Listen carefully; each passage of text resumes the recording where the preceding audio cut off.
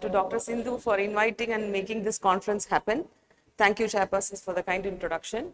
So, I'm going to talk about a little different topic, out of the line, out of the evidences. So, let us go into the topic. It is a very vast topic that was asked to me to cover in 30 minutes. So, certain slides has to be run fast so that it is already known to you, so I will not be talking in detail about it. So, learning objectives are these. Who are all the patients for immunotherapy, and timing of treatment, therapeutic options, dosage and protocols, safety profile, clinical outcomes, evidences and guidelines. So, we all wanted to practice evidence-based medicine. So, remembering that, we'll go into the details. So, first we will talk about what the evidence tells, ESHRE and ASRM. So, I hope here 50% are gynecologists, so you will be understanding what is RIF and RPL. So, there was lots of confusion in the definition. Before going into this, I would like someone to tell me with hands how many embryo transfers is considered as RIF in a 33-year-old women. How many embryo transfers is considered as RIF? Anybody? 2, 3, 4, 5? 2. One person has told 2. Any other guesses? No? Okay. In the maternal age is 42. How many embryo transfers is considered RIF? Is it the same for 33 and 42? No. Then how many? 2, 3, 4, 5, 6. Any numbers? Any guesses? I want the audience to be interacting with us, otherwise I'll feel that I'm talking on to myself. Any guesses? There's no right or wrong here, because they are, yeah, 4. Super. Ankit has hands. So, coming to the definition, current definition of 40 years, it is 6 embryo transfers that you have to call as RIF. And if it is 33, 3 embryo transfers is considered as RIF. And if you have transferred a euploid embryo, it is 2 embryo transfers for any age group. So, the matter is, in RIF is transferring a normal, chromosomally normal embryo. If you transfer a chromosomally normal embryo, then with 2 embryo transfers, you can think that the patient is having RIF. If you have not transferred a chromosomally normal embryo, for example, day 3, you have done 5 embryo transfers, and all these are calculated for blastocyst, not for day 3 embryos. So, before labeling a patient as RIF, kindly go through the history, make sure you have diagnosed RIF properly. Only after diagnosing it, you come to the therapy. Otherwise, you will be over-treating the patients. So, these are the guidelines. I'm not going into the details, as I told. We all would have learned, heard about these guidelines so many times, right? So, most of the green ones we are already doing. APLA is not, even with 1 miscarriage, everybody does it, I think, nowadays. But we are supposed to do after 2 miscarriages or 2 failures. Karyotyping, hysteroscopy, endometrial function test, chronic endometritis testing can be considered. Thyroid function test, progesterone levels. Remaining all what I'm talking is all not evidence based. So, let us see whether we have to do it. These are the recommendations. We all are doing all these things, and these are all, and the red ones are all not recommended. So, this is the guideline. So, for ESHRE it is 2 euploid, and for ASRM it is 3 euploid embryo transfers. So, if you have done 3 euploid embryo transfers and then yet you have not got a pregnancy, usually they tell that 98% of patients conceive and deliver if you have done 3 euploid embryo transfer. Then we are only going to talk about 2%. Usually we talk the percentage of RIF is how many? It is 10%. We tell in infertility 10% of patients are having RIF. But when you do euploid embryo transfer, the actual group is only 2%. It is not 10. So, the idea that you all have to have is transfer a good embryo. That is the key of all the processes that you are going to do. So, after transferring the good embryo, if you still have a failure, then comes all these. These are the recommendations. What we are following in our center is vitamin D determination and supplementation. Endometrial receptivity test is not very well appreciated, but CD138 can be done in research settings. In thin endometrium, PRP, there are some outlook and they are talking about it. Sperm DFI is being spoken about, Antioxidants are still debatable, and genetic predispositions are being discussed. So actual RIF is only 2%. It is no more 10%. So the embryo transfers, if it is done with 3 euploid embryo transfers, the live birth rate is 92%. So the key is to have good embryo transfers. The topic given to me was both RIF and RPL. So shortly covering RPL, lots of advances, lots of evidences has been put forth in RPL. I love this topic, and you have to tell me now, as per evidence, I'm not asking anything else, because X-ray evidence is spoken so many times. Is SPOM DFI evidence based for RPL patients? Yes or no? Yes? Yes? Yes. Few hands for yes. Remaining all are telling no. It is recommended. It can be considered. Doing anti-TPO and anti-TG antibodies for a hypothyroid female. Is it recommended, or we are just doing it, or you are doing it or not? Recommended. 2-3 hands. Okay. IVIG after 4 pregnancy loss. Is it recommended? No. Let us see what the evidence tells. You will find the answer. The definition, I've just listed it like it's like a spoon feeding. Over the years, how the definition has changed.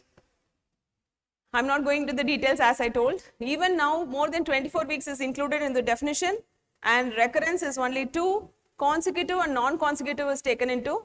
If you have a healthy child and before that she has 1 miscarriage, after that she had 2 miscarriages, she is also considered as RPL. So investigations, actually all these I think everybody does. ANA everybody is doing. It can be considered. APLA we all do. ANA can be done. Anti-TPO, anti-TG antibodies are recommended, and it is a recommendation, one of the important recommendation of the latest guideline, which is changed from the previous. Previously it was not recommended, now it is recommended.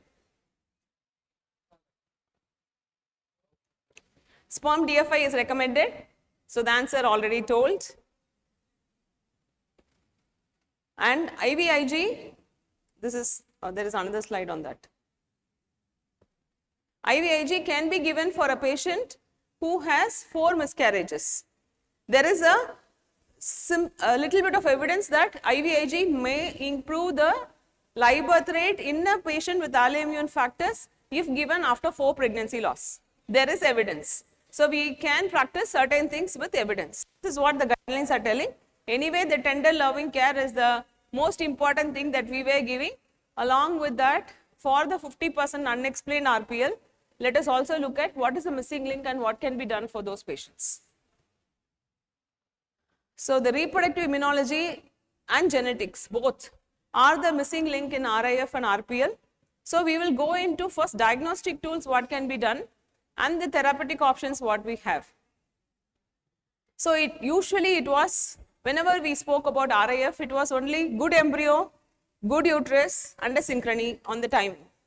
Now we have moved on to the 4th, which is immunological assessment also. So this is the change that has happened from the 3 concept to the 4 concept, which is immunology, the 4th concept.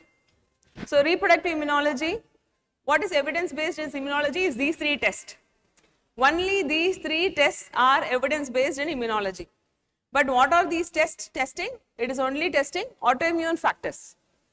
Is there an alloimmunity? We all see in everyday practice that we also have alloimmunity. What happens to that? Why are we not testing it?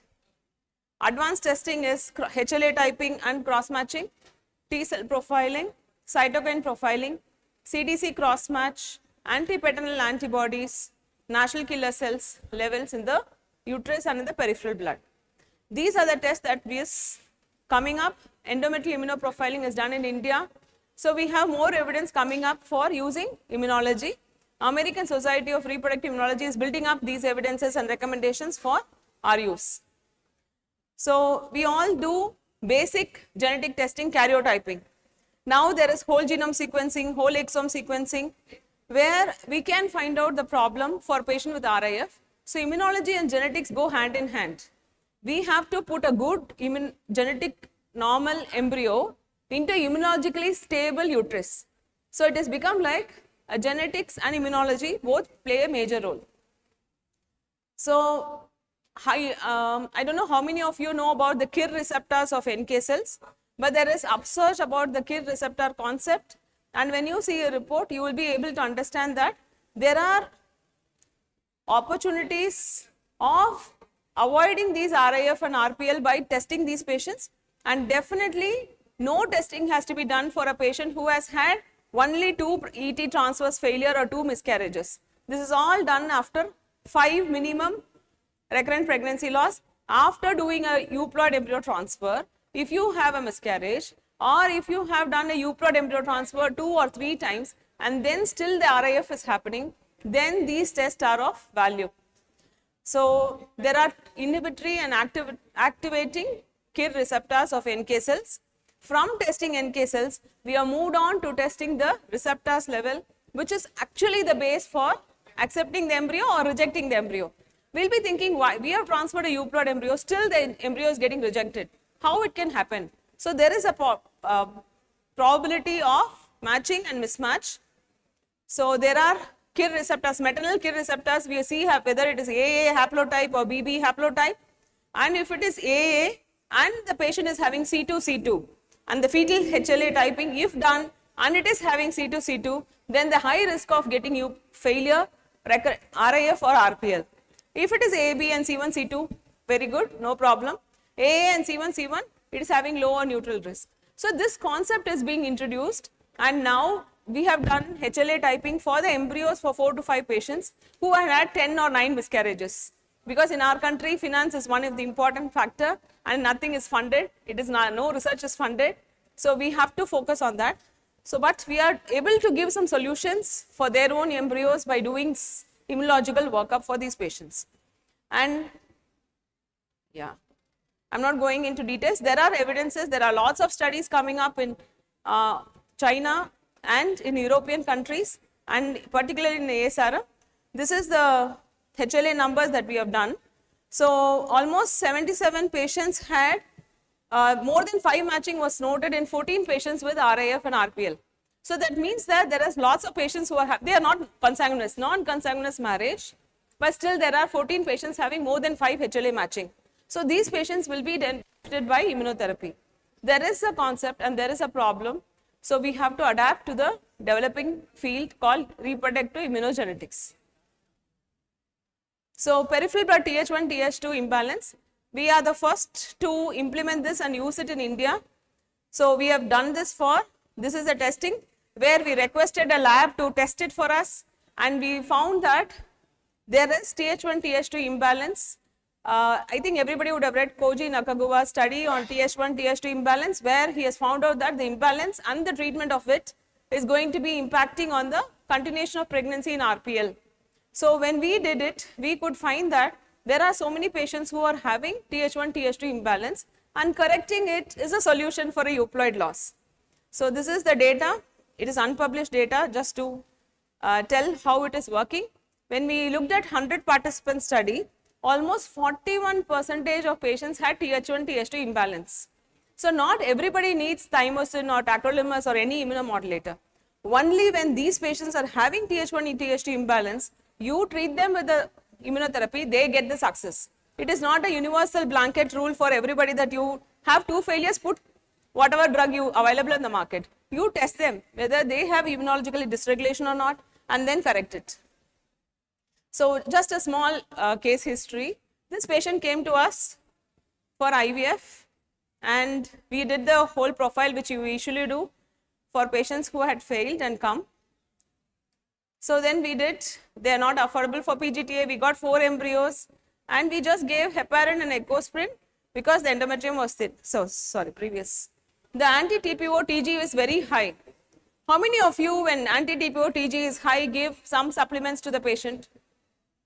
Very nice. Yeah, madam is telling, yes.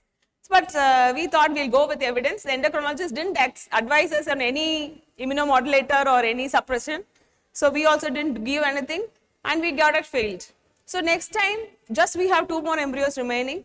We just put her on. It may be a good embryo that has implanted, but there is evidence that raised I have to tell my endocrinologist that there is evidence for starting HCQ or Vicelon for these patients, and you should advise, because when we advise steroids, then it becomes a big problem that doctors advise steroids to me.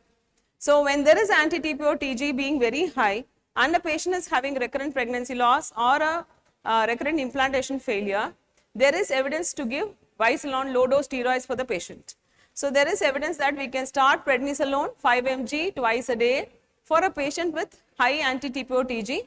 We just did nothing else was done in the next cycle, no major therapies, nothing, just put her on some steroids and then did the embryo transfer. So this is a very good tabular column that we all should know. Whenever there is TSH of 2.5 to 4, subclinical hypothyroidism, you check thyroid autoantibody, and if it is high, you treat them with the steroids. Otherwise, it is not needed to test, because obvious testing, if it is more than 4, anyway you will be testing. The 2.5 to 4 is the major area where we tend to overlook the problem. So transfer the embryo and she delivered the child. So coming to the immunological interventions. So what are the interventions that is easily and commonly available before going into the data? So these are the drugs which has been tried, studied or used. One is steroids, which already we all know, very commonly abused drug in all the industry. IVIG, intralipid, GCSF, tacrolimus, HCQ, aspirin, thymosin alpha LIT. There are so many drugs, so much a list that the patient can buy and use. So let us go into this. There is a concept called active and passive immunomodulation. Active immunomodulation is LIT, which can be homologous from the husband or from the donor. Passive is IVIG, thymosin, HCQ, whatever tablets that you are giving is all passive immunomodulation. Coming into the details of it, this is the way that intralipid acts through NK cell. Tacrolimus acts by Th1 Th2 imbalance. TNF alpha inhibitors act also through the same mechanism. And IVIG, some studies are comparing IVIG and intralipid. Very cost effective model if it is going to be same effect, because intralipid is I think 10 to 15 times lower than the IVIG cost. HCQ, it is again increased T cell activity. So when we have so many drugs in place and we never test Th1 Th2 imbalance, it doesn't make a sense. So when so many studies are released abroad about Th1 Th2 imbalance, we wanted to test it and we tested it. There is so much of problem being identified. Endometrial scratching, it went out, it came in again for RIF patients. Now it is indicated in RIF patients. So thymosin is one of the drug which I liked a lot when I used, because it doesn't have much side effects. It is like a paracetamol which doesn't drop the temperature when you have a normal temperature. So it is all-rounder which can be used in any of the settings. Coming to the major and easily usable drug, HCQ and prednisolone. I think everybody would have used it during Corona, HCQ. So it's a very easy drug. Just do ophthalmic examination and the ECG and then you can use it, especially for patients with high antinuclear antibody or anti-TPO TG levels or Th1 Th2 imbalance. These patients can have HCQ. There are evidences HCQ 200 mg twice a day. If started, it is better as per latest 2025 ASRA recommendation is up to 32 to 34 weeks, because we have to avoid preeclampsia and placental problems. If you start put by 12 weeks, you are going to again land up in having IUGR. So if you are starting HCQ, better continue till 32 to 34 weeks to get a good outcome.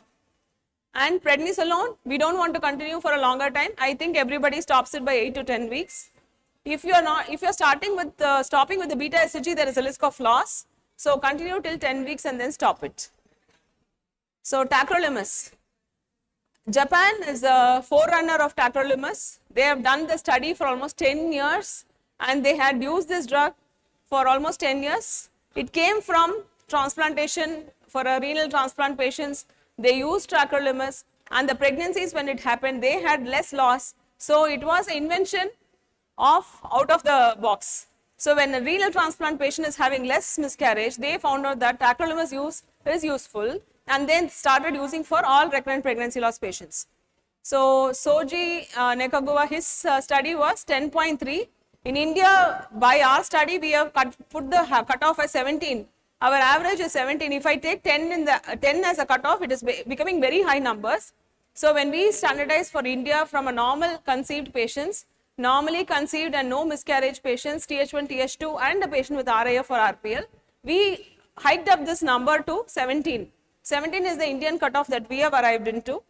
And this is, you have to be careful about nephrotoxicity, hypertension and hyperglycemia. If you are putting it for a diabetic patient, both bisolone and prednisolone and tacrolimus has to be taken with precaution. Intralipid is like a it's like a supplement which is given after embryo transfer. Many of the centers use it. Be careful about using it. It can cause allergic reactions and it can cause fat embolism in very rare situations, but you have to titrate and use it properly. And 3 doses is usually used. Tacrolimus versus enterolipid, there are some studies which has been done. As indicated, this is all done. But tacrolimus is very easy drug, very cost effective, not very, difficult like intralipid to give. If you have a TH1, TH2 imbalance, tacrolimus does a magic work when compared to intralipid which is going given. And GCSF is one very nice drug until and unless patient doesn't develop a reaction, because patients do develop reaction to it. It is 300 micrograms subcutaneous given, very happily given, very nicely accepted. But I had 2 patients where one of the patient had pancytopenia. Usually after GCSF, if the patient develops a fever or a mild pain, the physician advises CBC and the total count will be 25 to 30,000. Patient will come in a panic. You have to write and tell her that you can have bone pain, you can have fatigue, you can have fever, and you have to inform your physician also that you have used GCSF, and they should not panic, and they should not panic the patient also. My time is up. Yeah.